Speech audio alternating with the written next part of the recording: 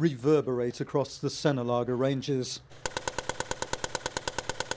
More than 7 months ago, the pandemic silenced British guns here. Now, warrior infantry fighting vehicles, idle since March, are back in action. Leading the Army's return to training here is 1st Battalion The Mercian Regiment. They're earmarked for an operational deployment next year.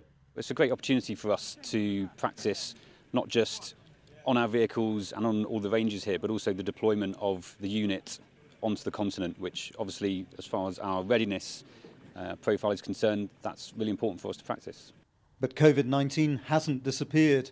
To reduce risk, 400 soldiers must live and work in self-contained groups. We're managing to pretty strictly control the predominantly platoons as households, because that's where the troops are living together, they're eating together, and they're out here training together in those small units as well. So that's relatively easy when you've got a good command structure above that size grouping, and we can move them around in those sorts of groupings as well. We have to sanitise the vehicles down. We have to ensure that the space and the distances, when possible, are adhered to. Coronavirus has inevitably made planning overseas exercises more difficult. Some soldiers had only 2 weeks to prepare to go to Germany. A lot of the new lads that have never been abroad before, it's quite daunting for them as it's their first time away.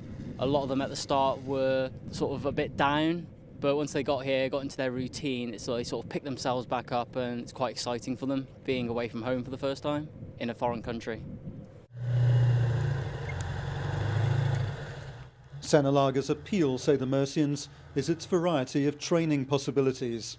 We've got Castle Martin back home, but I think the ranges are a bit bigger here, and we can go further up, so we can get to, if we have time, we can get up to company integrated, but you can't really do that in Castle Martin because it's not big enough.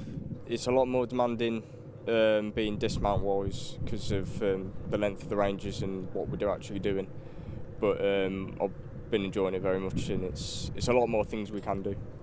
That's music to the ears of Colonel Tim Hill, the British Army's commander in Germany.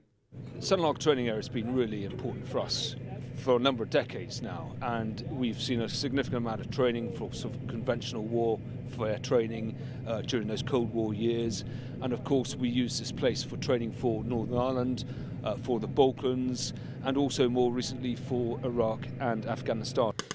And I think that sort of focus on training for operations will continue for now and for the foreseeable future.